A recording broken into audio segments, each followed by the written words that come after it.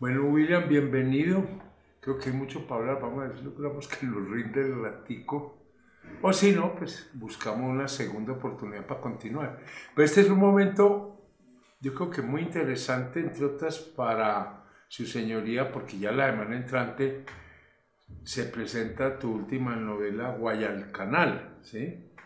Sí, No la he leído, pues todavía no la conocemos, pero por lo que hemos podido hablar, yo creo que ahí está mucho la base de lo que posteriormente fue el desarrollo de tu pensamiento, pues, sobre la realidad del país, sobre sus posibilidades, sobre los problemas, de dónde viene toda esta violencia, de dónde viene esta corrupción, qué perdimos en el camino, qué no hemos logrado recuperar en estos años.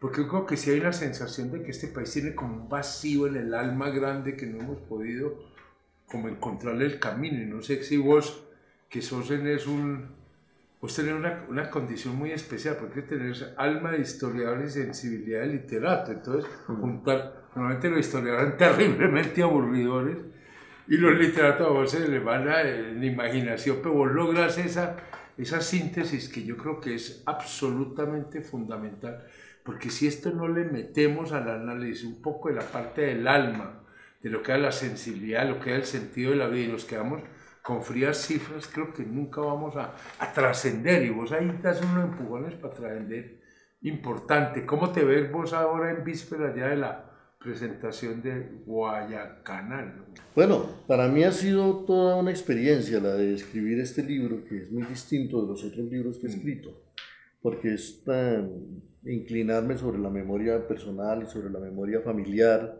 ¿no? Retomar muchas cosas que se contaron en mi casa y en la casa de mis padres y de mis abuelos a lo largo de las décadas y que siempre me impresionaron desde niño, eh, Y te siguen porque impresionando. sí, porque yo creo que para todos nosotros es muy necesario tener la conciencia de dónde procedemos, ¿no? Exacto. Para mí, desde que yo miraba las montañas del cañón del Guarinó en mi adolescencia, yo siempre me decía que si yo supiera un poco más cómo empezó todo en esas montañas, me entendería mejor a mí mismo y a lo mejor entendería mejor el mundo en que vivo. Yo me he pasado la vida tratando de descifrar un poco algunas claves de lo que es Colombia y de lo que es América Latina, pero ahora siento que convergen esas preocupaciones eh, históricas y sociales, si se quiere, con la preocupación personal de darle un poco de más nitidez a mi memoria y a la memoria familiar.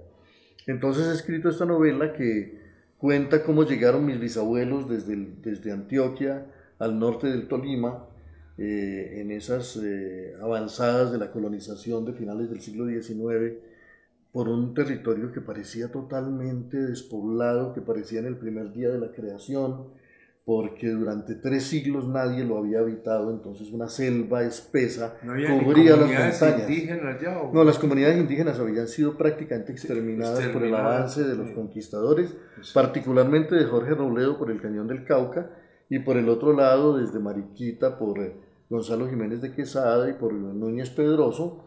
Entonces no quedaba huella de los pueblos indígenas y por eso parecía todo como recién creado, ¿no?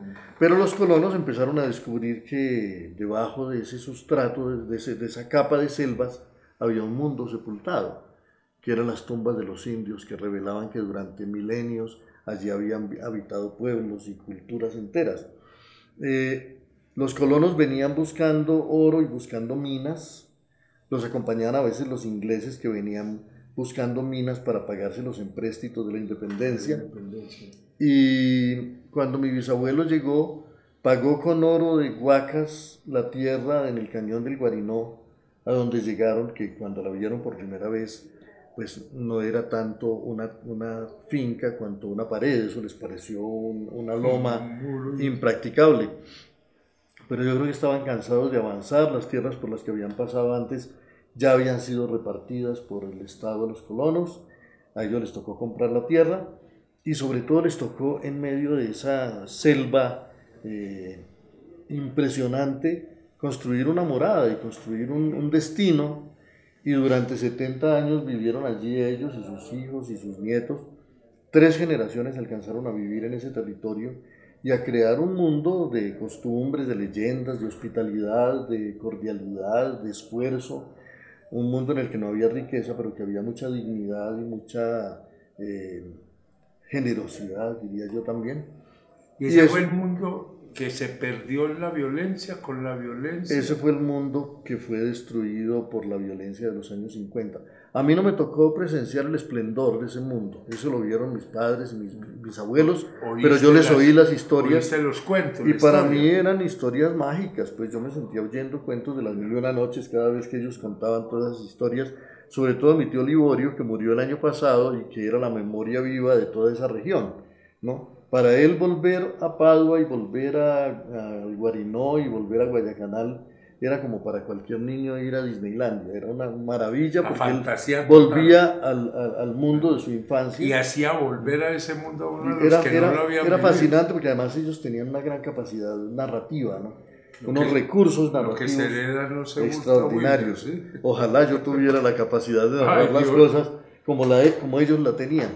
Entonces, para mí reconstruir ese mundo o tratar de reconstruirlo o tratar de hacer emerger algunos de los muchos recuerdos que quedaron de esa época es también una ocasión para mirar ese mundo campesino que desafortunadamente fue tan calumniado y tan menospreciado por el mundo urbano desde mediados del siglo XX. Los campesinos fueron expulsados por una violencia despiadada hacia las ciudades y estas ciudades crecieron eh, un poco en el olvido, ¿no? Del territorio, en el olvido de ese pasado. Casi Pero que yo sé, negando sus raíces. y yo sé que hay una gran nostalgia y un gran anhelo en la sociedad de recuperar un poco ese recuerdo, porque sin memoria no hay futuro y para mí mismo es una necesidad, yo lo sentí como una necesidad. Contar estas cosas era también llenar un vacío personal y darle un poco de sentido a lo que ha sido una vida que ya en estos tiempos parece flotar en esta cosa extraña que es la modernidad, en donde uno ya no sabe ni de dónde viene ni para dónde va. Sí.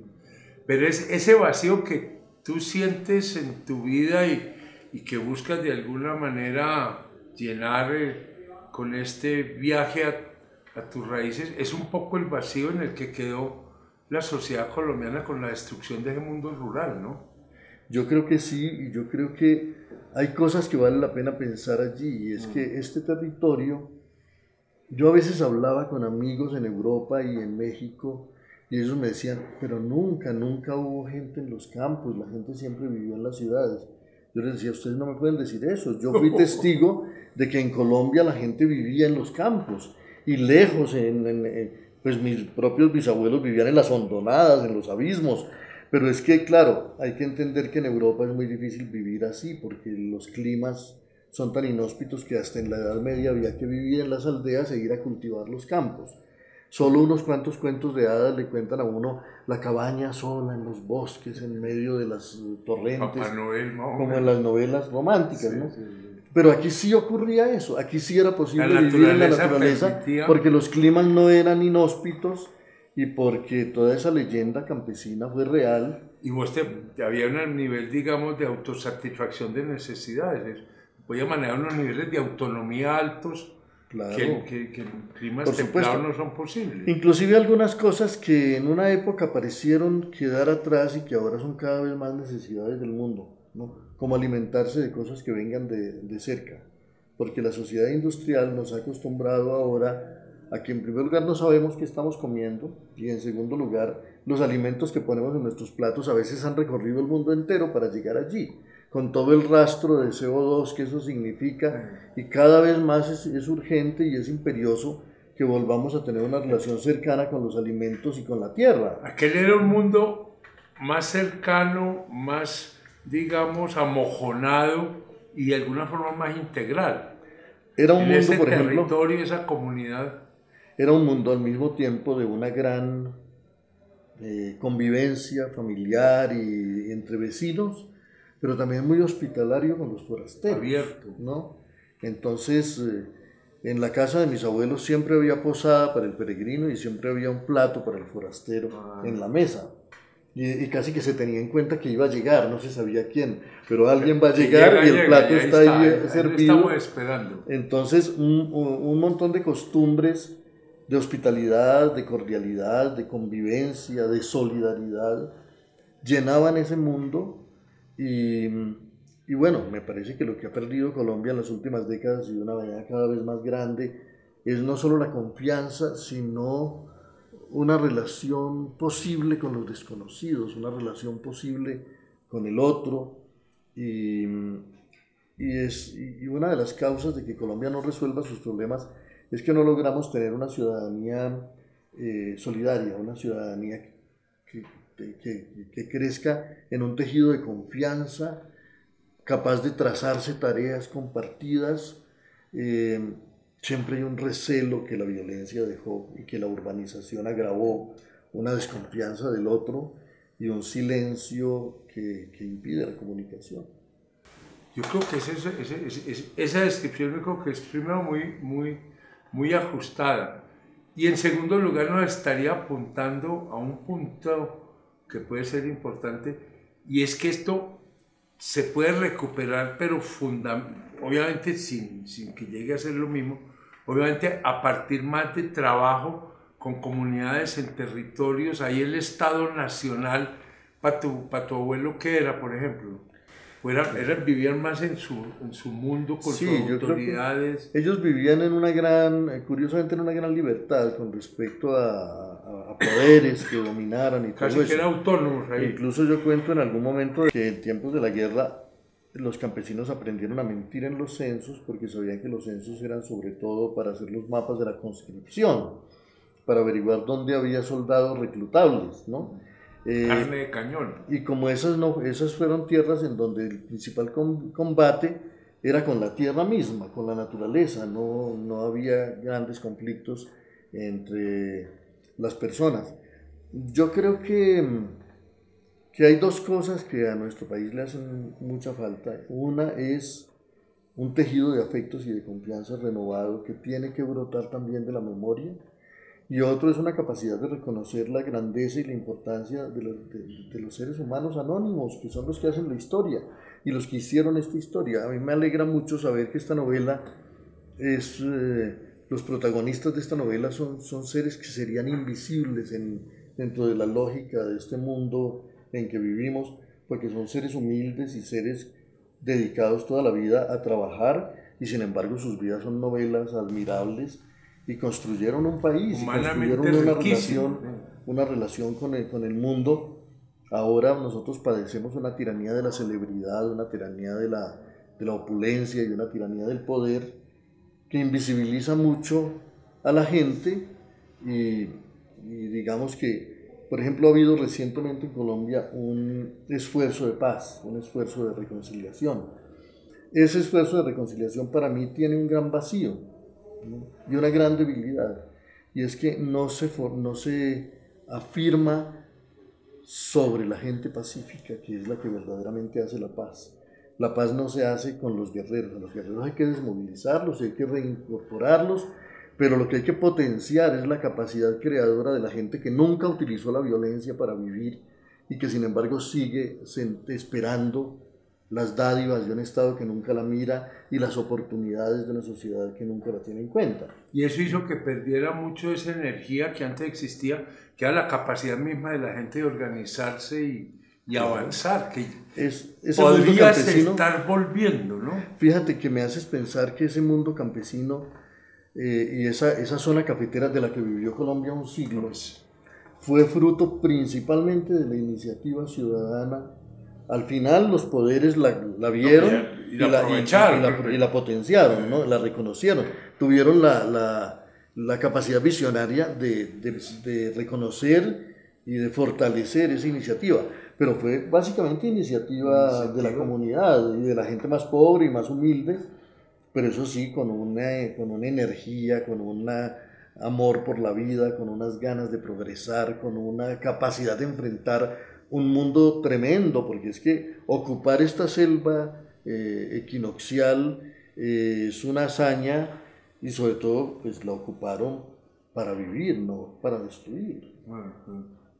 Ahí hay dos escenarios muy importantes que están, digo, que en la base de todo esto y que de alguna manera se fueron perdiendo fueron como disolviéndose, y es por un lado las comunidades que se van creando, que tienden a ser, digamos, procesos naturales. Nadie ordeno que aquí se establezca una comunidad, No, sino que claro. la lógica No, de la el Estado vida. iba un poco a la saga, ¿no? Sí, Eran los campesinos y eran los colonos los que decían queremos fundar un pueblo, los dueños trataban de impedirlo, el Estado miraba y finalmente lograban pero hacerlo. la fuerza del proceso era la gente misma Claro.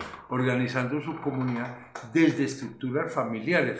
Familia, comunidad, y son dos fuerzas que actúan y se complementan. Y yo creo que por eso es importante abandonar una idea que tiene a veces el Estado y sobre todo la burocracia, de que la gente lo que hay que darles instrucciones de cómo vivir, de cómo organizarse y de cómo... No, la gente sabe lo que necesita y generalmente la gente es sensata y es muy respetuosa de unas pautas y de unos límites que los dicta el sentido común, que los dicta la condición humana, ¿no?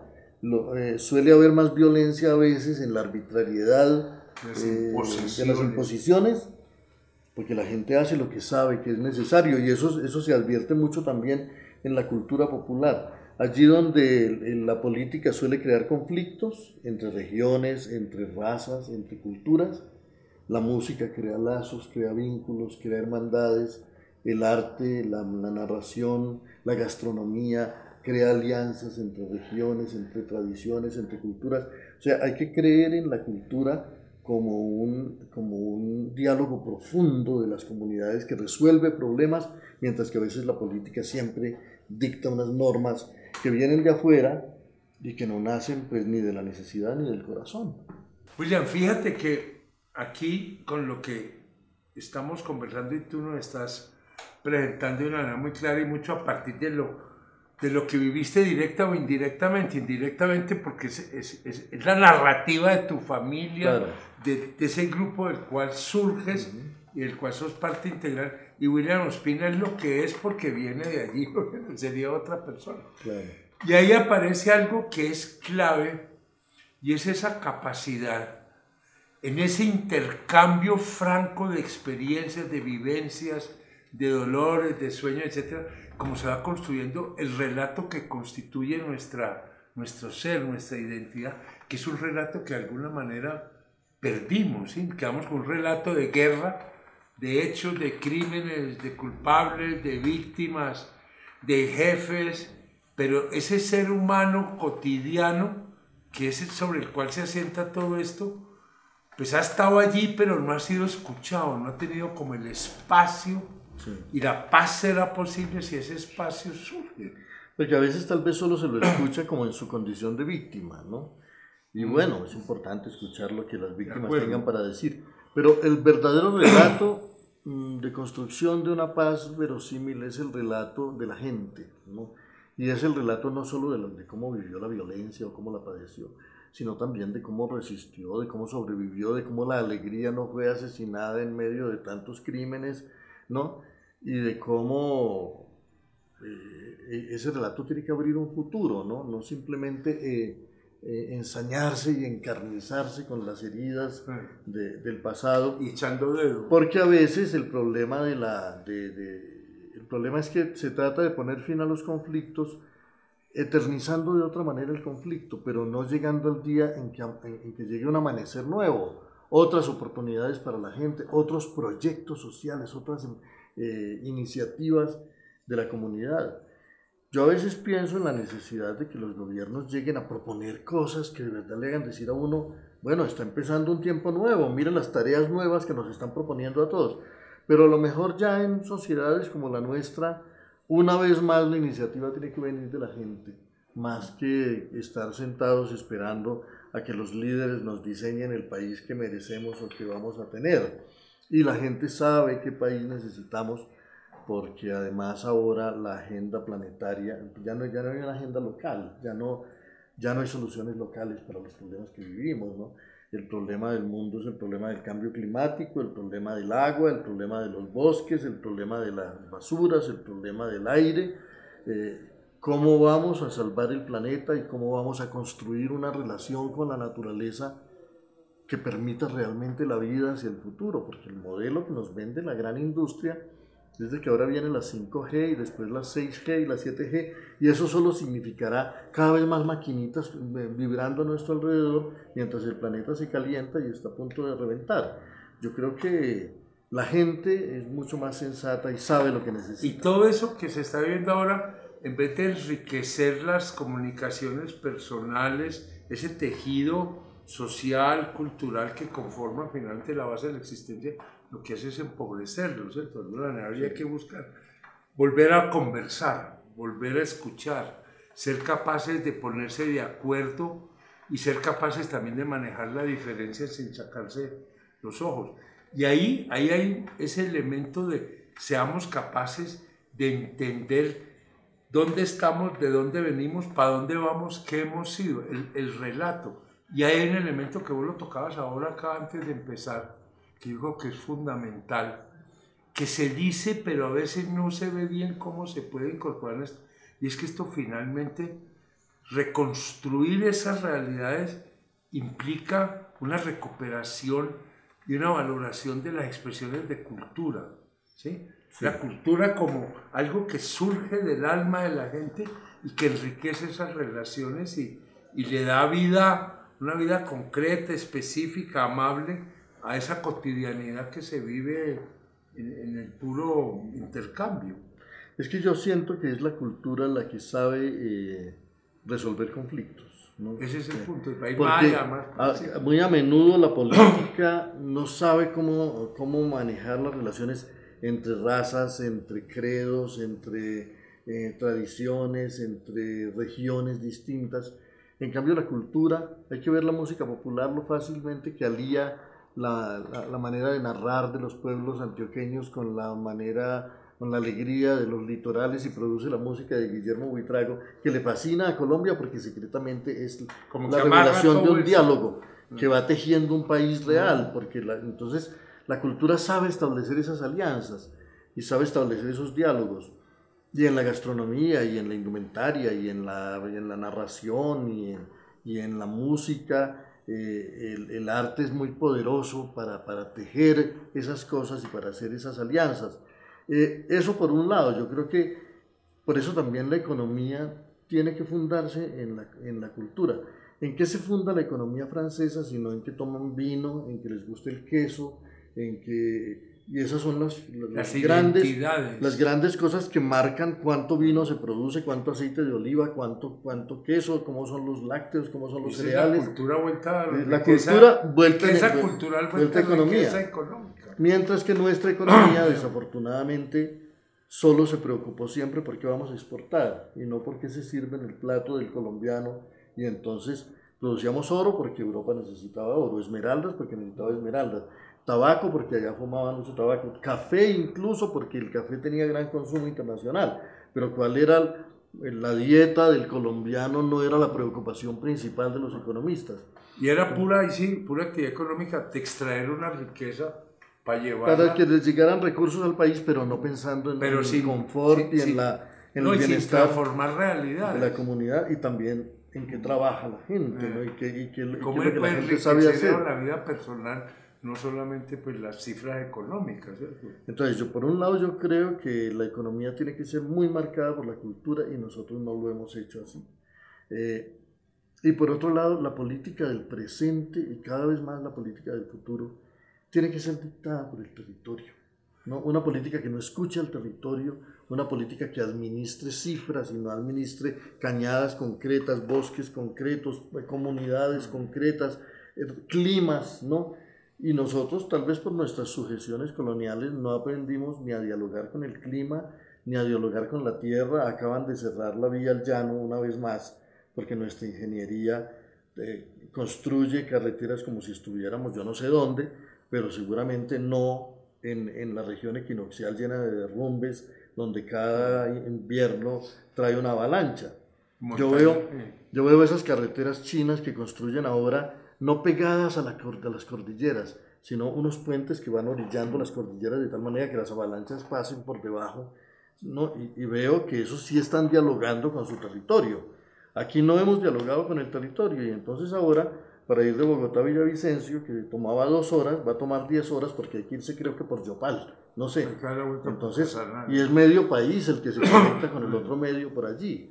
De manera que una política que dialogue con el territorio es urgente y no la tenemos porque aquí la política siempre anda a la saga de los acontecimientos tratando de apagar los incendios y de resolver los 1000 problemas que nunca resolvimos, pero nunca hay una política visionaria que mire lo que el país podría ser y lo diseñe a futuro.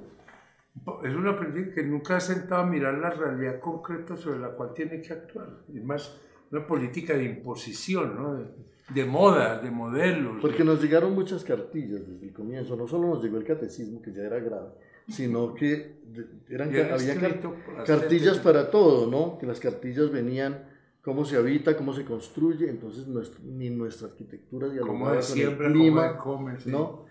Y entonces pues hay muchas tareas pendientes, de manera que los jóvenes no tienen que quejarse de que no haya oficio. Para arriba. Claro, sin duda, sin duda. Y siempre lo hizo así, cuando lo dejaron, ¿no?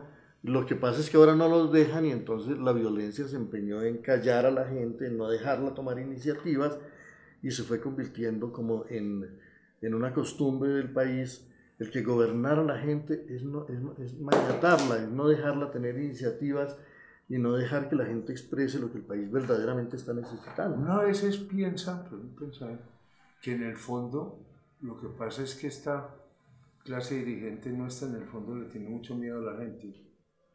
Le tiene mucho miedo como a que broten 1000 iniciativas, que sea una dinámica que no generan sus decisiones, sino que se genera del mismo proceso social. Sí, lo confunden con subversión y con temen que los territorios tengan autonomía, temen que la gente tenga iniciativa. Porque pierden poder. Porque pierden poder y porque derivan casi todo su poder no de la capacidad de resolver cosas, sino de la posibilidad de mantener tensiones y conflictos. Controlar y hay quien vive de gerenciar el miedo. Y el miedo en política es un arma muy efectiva. Claro, así es. Pero bueno, Colombia debería ya haber aprendido a lo largo de tanto tiempo que cuanto más iniciativa tenga la gente, mejor se resuelven los problemas. Pero ya es hora de pasar la página y no sé cómo la vamos a pasar. Y ahí yo sigo pensando que la gran oportunidad es precisamente que las comunidades se apropian de este proceso de paz. Cuando uno empieza a mirar dónde empiezan a haber iniciativas que van tomando forma en el marco de esas negociaciones tan detallistas, a ratos tan confusas que hicieron en La Habana, y es porque la comunidad misma, la gente va encontrando el camino y va construyendo sus posibilidades. A mí lo que me da miedo es que el Estado le dé miedo a eso y trate de decir, no, ustedes no van a hacer eso, nosotros le mandamos los consultores, le mandamos los equipos, ¿sí? Eso sería fatal. Dejemos ahí, sí, recordemos, amado, que florezcan 1000 flores en el campo colombiano, y de esas 1000 flores va a venir la cosecha de una nueva Colombia. Es un proceso, pero es un proceso que no es de unos, es de todos. Y esta paz, este intento de paz, el problema es que no se pudo volver hasta ahora un proyecto nacional, un proyecto donde nos sintamos involucrados y llamados a aportar, no a esperar a ver qué va a pasar si nosotros cómo podemos jugar ahí, ¿no? No le contagió entusiasmo a la gente. Exacto. Y la verdad es que ese entusiasmo solo nace de que la gente se sienta identificada y comprometida con unos proyectos que de verdad le traigan soluciones, ¿no? Mientras no vea soluciones, la gente no se... Es escéptico, puro discurso. Y tiene toda la razón. Porque además, no, es que eso es sabiduría popular. ¿Cuál sería, y aquí yo creo que podríamos por el momento terminar esta conversa? Miren, aquí la esperanza es que esas iniciativas ciudadanas que empiezan a aparecer no sean coartadas por estas imposiciones de políticas nacionales y se les dé la posibilidad de que den sus frutos. Unas van a ser mejores, otras menos, como todo en la vida. Unos van a salir adelante, otros van a fracasar, pero que sea el fruto de un esfuerzo colectivo que se siente como esfuerzo propio y que suma y va generando ya un resultado general. yo creo que de esperanza no se puede perder, aunque el escenario no es diáfano, pues. No, pero de todas maneras esta es una comunidad que lo único que necesita es que la dejen actuar, Dejar actuar. que le den iniciativas, que le permitan actuar. La sociedad está maniatada hace mucho tiempo, ¿no? Y está invisibilizada, inclusive un montón de proyectos importantísimos no se visibilizan suficientemente porque aquí la verdad es que solo se le da visibilidad o a los guerreros, ¿no? O a los corruptos, o a todo el que esté haciendo algún daño, y esa enorme multitud de gente haciendo esfuerzos dignos, generosos, nobles por construir un país, no es visible. Que es de alguna manera lo que ayuda a Guadalcanal a ver.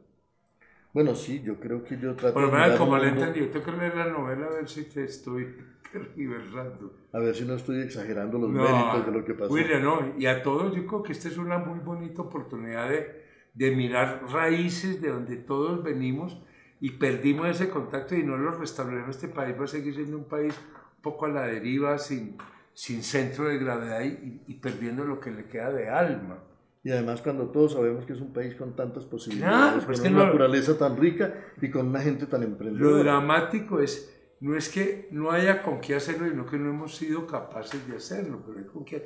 Y ya históricamente el país ha demostrado, dentro de una sencillez grande, que podemos comportarnos de otra manera y crecer de otra manera más humana, más solidaria, más amable, más integrada a esta naturaleza extraordinaria que de alguna manera marca este ser colombiano nuestro, diverso, conflictivo, contradictorio, pero rico. Así William, es. vamos para adelante, éxitos. Muchas gracias, don Manuel.